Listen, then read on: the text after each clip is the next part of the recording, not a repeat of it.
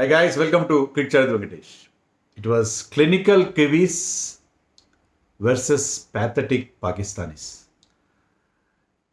New Zealand చాలా ఇంప్రెసివ్గా ఉంది, second favourite అని అనుకున్నాం మన వీడియోస్లో. కానీ ఈ మ్యాచ్ తర్వాత వాళ్ళు ఫస్ట్ ఫేవరెట్ ఏమో అనిపిస్తున్నారు. అంత అద్భుతంగా పర్ఫామ్ చేశారు. Most satisfying victory. ఏదైనా ఒక టోర్నమెంట్ స్టార్టింగ్లో ఫస్ట్ మ్యాచ్లో ఇంతకంటే బెటర్ స్టార్ట్, ఒక డ్రీమ్ స్టార్ట్ ఎవరు ఎక్స్పెక్ట్ చేయరు. 60 రన్స్ తేడాతో హోస్ట్ నేషన్ని in front of a vociferous crowd చిత్తుగా ఓడించారు. చిత్తు చేశారు. In all departments, batting, bowling, fielding అన్నిట్లో కూడా totally they have outplayed the host nation Pakistan. ఎక్కడ పాకిస్తాన్కి ఒక్క తిప్పుకోలేదు. దెర్ వాజ్ ఎ పాయింట్ స్టార్టింగ్లో 40 for 2 దగ్గర, 79 for 3 దగ్గర పాకిస్తాన్ బౌలర్స్ మళ్ళీ బాగానే కంబ్యాక్ అవుతున్నారని అని అనిపించింది. కానీ that was the last time they were having some upper hand. కానీ ఆ తర్వాత మాత్రం it was New Zealand all the way. Batting, bowling చాలా ఎఫిషియెంట్గా చేశారు, చాలా కరెక్ట్గా చేశారు. కానీ ఫీల్డింగ్లో అదరగొట్టేశారు. Most spectacular fielding, ground fielding కానీ, క్యాచింగ్ కానీ.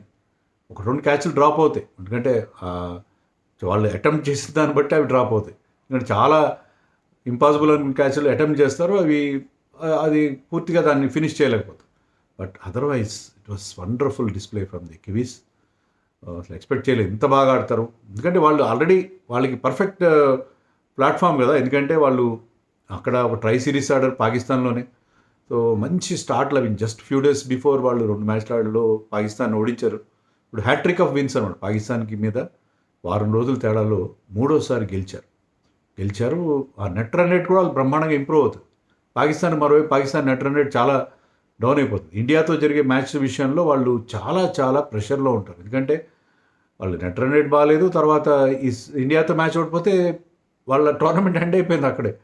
బంగ్లాదేశ్తో మ్యాచ్ ఆడకముందే దే విల్ బీ లిటరలీగా, అంటే ఖచ్చితంగా చెప్పలేం కానీ చాలా వరకు అవుట్ ఆఫ్ ది టోర్నమెంట్ అయిపోతారు. ఎందుకంటే 2 మ్యాచెస్ ఓడిపోయిన తర్వాత you cannot hope to qualify. అంత దారుణమైన పరిస్థితి వాళ్ళకి. 60 రన్స్ తేడా అంటే net run rate must have taken a beating. So ఏది కలిసి రాలేదు. టాస్ గెలవడం తప్ప ఏది కలిసి రాలేదు. టాస్ గెలిచి ముందుగా ఫీల్డింగ్ తీసుకున్నాడు. డ్యూ ఉంటుంది అన్నాడు వాళ్ళ కెప్టెన్ రిజ్వాన్. కానీ డ్యూ పెద్దగా లేదు. కొంచెం బాగా బ్రీజ్ ఉంది, గాలి ఉన్న వాళ్ళు డ్యూ లేదు పెద్దగా. సో అది కూడా వాళ్ళకి దెబ్బ కొట్టింది. వాతావరణం కూడా వాళ్ళకి వ్యతిరేకంగా మారింది. సో న్యూజిలాండ్ స్టార్టింగ్లో విలియంగ్ అద్భుతంగా స్టార్ట్ చేశారు. విలియంగ్ అసలు యాక్చువల్గా అయితే 11 ఉండేవాడు కాదు. ఎందుకంటే రచిన్ రవీంద్ర ఇంజర్డ్గా ఉన్నాడు కాబట్టి అతనికి ఆ ఛాన్స్ వచ్చింది. ఇండియాలో జరిగిన టెస్ట్ సిరీస్ అప్పుడు కూడా చూసాం. అతనికి కేన్ విలియమ్సన్ లేదు కాబట్టి అతనికి అవకాశం వచ్చింది. అక్కడ కూడా అతను బాగా ఇంప్రెసివ్గా పర్ఫామ్ చేశాడు. ఇక్కడ కూడా రచిన్ రవీంద్ర లేని కారణంగా అతనికి 11లో ఛాన్స్ వచ్చింది. From ball 1 he look very confident. మంచి పాజిటివ్ ఇంటెంట్ కూడా కనిపించింది అటువైపు. మరోవైపు కాన్వే అంత కాన్ఫిడెంట్గా అనిపించలేదు. అలాగే అతను అవుట్ అయిపోయాడు. ఈవెన్ కేన్ విలియమ్సన్ కూడా అంతమంది మంచి ఫామ్లో ఉన్నాడు. కానీ he lasted 2 balls. Naseem Shah ball just away and he had to play it on or outside the off stump on the ball. అది కీపర్ క్యాచ్ ఇచ్చి అవుట్ అయిపోయాడు. So 40 for 2 and New Zealand looked in trouble. And Daryl Mitchell కూడా ఇండియాలో బాగా ఆడతాడు, Asian conditions బాగా ఆడతాడు, spin బాగా ఆడతాడు. కానీ ఎందుకు అతను చాలా రస్టీగా అనిపించాడు. ఏమాత్రం he was not in any kind of flow. So అతను కూడా అవుట్ అయిపోయాడు 79 దగ్గర అనుకుంటా, 17th ఓవర్లో. సో 17th ఓవర్కి రన్స్ బాగానే వచ్చినాయి. కానీ ఎందుకంటే విలియంగ్ was stroking it nicely. But they last 3 important wickets. Tom Latham last 5 innings 3 ducks ఉన్నాయి, వరుసగా 3 ducks ఉన్నాయి అతను. సో అతను he's in some indifferent form. అలాంటి వాడు ఎంత కూల్గా ఆడాడంటే ఇద్దరు Will Young more positive, but Latham కాస్త స్లోగా స్టార్ట్ అయ్యాడు. ఇద్దరు కూడా అద్భుతంగా ఇన్నింగ్స్ని బిల్డ్ చేస్తారు. వాళ్ళ century partnership took the match away from Pakistan. Tom Latham probably one of the best sweepers of స్పిన్నర్స్ని అతను కొట్టే స్వీప్ షాట్స్ ఉంటాయి, అద్భుతంగా ఉంటాయి. ఎంత పర్ఫెక్ట్గా ఉంటాయంటే అది టాప్ ఎడ్జ్ అవ్వడం కానీ లేకపోతే మిస్క్యూ అవ్వడం కానీ ఉండదు. చాలా పర్ఫెక్ట్గా స్వీప్ చేస్తాడు అతను. Sweep shots one of the finest sweepers of the game అని అనుకుంటాను నేనైతే. సో అతను అద్భుతంగా పర్ఫామ్ చేశాడు. అతని షార్ట్ సెలెక్షన్ బ్రహ్మాండంగా ఉంటాడు, కూల్గా ఉంటాడు, కూల్ కస్టమర్. సో విలియంగా అదే పాజిటివ్ ఇంటెంట్తో ఆడుతూ తన సెంచరీ కంప్లీట్ చేసుకున్నాడు. ఇప్పుడు 107 దగ్గర అతను అవుట్ అయిపోయాడు. అప్పటికి ఎంతైంది, అప్పటికి ఆల్రెడీ 35th ఓవర్లో ఎప్పుడు అవుట్ అయ్యాడు. So it was a perfect platform. మంచి సెంచరీ పార్ట్నర్షిప్ వచ్చింది, wickets in hand, perfect platform for somebody like Glenn Philips. So అతను T20 మోడ్లోకి వెళ్ళిపోయాడు. 66 62 చేశాడు అతను. 156 అంతా స్ట్రైక్ రేట్, 4 6లు 3 4లు కొట్టాడు. సో అతనికి బ్రహ్మాండమైన T20 మోడ్లో ఇప్పుడు మనకు అదే కదా, ఇప్పుడు ఈ ఫార్మాట్లో మనం అనుకుంటుంది ఏంటంటే, గతంలో లాగా మీరు ఏ స్కోర్ చేసినా సేఫ్ కాదు, లేకపోతే మీరు ఇవి పలానా టీం 250 260 చేస్తుంది అనుకుంటే వాళ్ళు 320 కూడా చేయొచ్చు, like what New Zealand dead. Because ఎందుకంటే వికెట్స్ ఇన్ హ్యాండ్, మీకు లాస్ట్ 10 ఓవర్స్లో మీకు వికెట్స్ చేతిలో ఉన్నాయి, 3-4 వికెట్లు లేకపోతే 4-5 వికెట్ చేతిలో ఉన్నాయి అనుకుంటే మీరు ఆటోమేటిక్గా T20 మోడ్లోకి వెళ్ళిపోతున్నారు కూడా, with finishers like Glenn Phillips in our team. So అదే గ్లెన్ ఫిలిప్స్ చేశాడు. Even Tom Latham started playing more aggressively. దానివల్ల ఏంటంటే లాస్ట్ 10 ఓవర్స్లో వాళ్ళు చెలరేగిపోయారు. చెలరేగిపోయి 320 తీసుకెళ్ళి ఒక స్టేజ్లో 280 వస్తుంది, 290 వస్తుంది అనుకుంటే 300 కష్టం అనుకున్న దశ నుంచి 320 చేశారు. గ్లెన్ ఫిలిప్స్ ఇంకా 2 బాల్స్ ఉండగా అంతకు అవుట్ అయ్యాడు. And Tom Latham remained not out and it was player of the match quite correctly. So 320 ఎప్పుడైతే చేశారో Pakistan will be under trouble. ఎందుకంటే ఆ పిచ్ అంత ఈజీగా ఏం లేదు. 320 చేశారు కానీ అంటే పోను కొంత ఈజీ అవుట్ అయింది, బట్ టూ పేస్ట్గా ఉంది, అంత ఈజీ కాదు. స్ట్రోక్ మేకింగ్ అంత ఈజీ కాదు. మీరు పెద్ద షాట్స్ కోసం వెళ్తే మీరు క్యాచ్లు ఇచ్చే అవకాశం ఉంటుంది. మీరు చాలా తెలివిగా, చాలా చక్కగా మీరు ఆ షాట్స్ని ప్లాన్ చేసుకోవాలి. అది చాలా కష్టం ఆ పిచ్ మీద, అంత ఈజీ కాదు. So 320 is a very very big score on that pitch.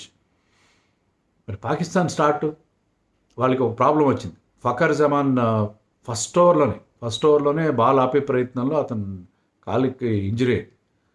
So అతను చాలాసేపు ఫీల్డ్లో లేడు, అందుకని ఈ కెనాట్ ఓపెన్ ది బ్యాటింగ్. మీరు అంతసేపు ఫీల్డ్లో బయట ఉంటే లాస్ట్లో వచ్చి మళ్ళీ ఫీల్డింగ్ చేశాడు, మీరు ఇమీడియట్గా ఓపెన్ చేయలేదు. So he could come only at the fall of the second wicket. So Saud Shakeel open చేశాడు, స్లోగా స్టార్ట్ చేశాడు. ఫకర్ జమాన్ స్టార్ట్ చేస్తుంటే అగ్రెసివ్గా స్టార్ట్ చేసినాడు. మరోవైపు బాబర్ కూడా బాబర్ ఎప్పుడు స్లోగానే ఆడతాడు. సో వాళ్ళిద్దరు స్లోగా స్టార్ట్ అయ్యాడు. సౌత్ షెకిల్ తొందరగా అవుతాడు ఓవరాల్ బౌలింగ్లో.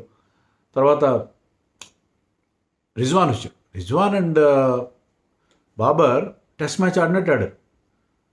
రిజ్వాన్ పవర్ ప్లే లాస్ట్ బాల్కి ఒక కట్ షాట్ ఆడే ప్రయత్నం చేశాడు, బట్ అక్కడ Glenn Phillips probably catch of the tournament అని ఇప్పుడే చెప్పగల క్యాచ్ అది. ఎందుకంటే అతను గాల్లోకి ఎగిరి తనకు దూరంగా వెళ్ళిపోతున్న, he was going away from him. చెయ్యి అడ్డం పెట్టాడు, ఆ చేతికి అది అతుక్కుంది, మ్యాగ్నెట్ లాగా అతుక్కుంది. So that was spectacular. అంటే గ్లెన్ ఫిలిప్స్ ఇలాంటి క్యాచ్లు తీసుకోవడం మనకు ఆశ్చర్యం ఉండదు, ఎందుకంటే he takes those kind of catches quite regular. But that catch was wonderful. So వాళ్ళ స్కోర్ ఎంత పవర్ ప్లే అయ్యేసరికి 22 for 2. కెన్ ఇమాజిన్ చేసింగ్ 320, మీరు 22 రన్స్ చేస్తారా, అంటే 2.2 చేస్తారా రన్ రేట్ మీది, 2 వికెట్లు పోగొట్టేసుకుంటారా? పోనీ అగ్రెసివ్గా ఆడి పోగొట్టుకున్నారా, స్లోగా ఆడుతూ 2 వికెట్లు పోగొట్టేసుకున్నారు. సో అలాంటి హోప్లెస్ కండిషన్లో పాకిస్తాన్ ఉంది.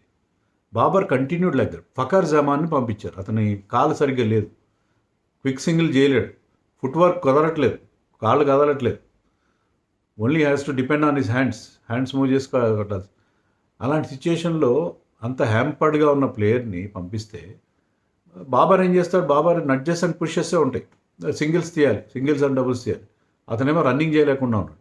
వాళ్ళిద్దరి మధ్య ఒక స్లో నడక పార్ట్నర్షిప్ చూసాం. అండ్ బ్రేస్వెల్ ఆఫ్ స్పిన్నర్, ఈ was bowling slowly and out side the off stump, ఎందుకంటే అక్కడ ఫకర్ జమాన్ కదలలేకుండా ఉన్నాడు. సో చాలా తెలివిగా న్యూజిలాండ్ వాళ్ళ ఫీల్డింగ్ కానీ వాళ్ళ బౌలింగ్లో కానీ ఆ ఎఫిషియన్సీ. So and he got him clean bowled. కానీ అప్పటికే చాలా ఓవర్లు కన్జ్యూమ్ అయిపోయినాయి.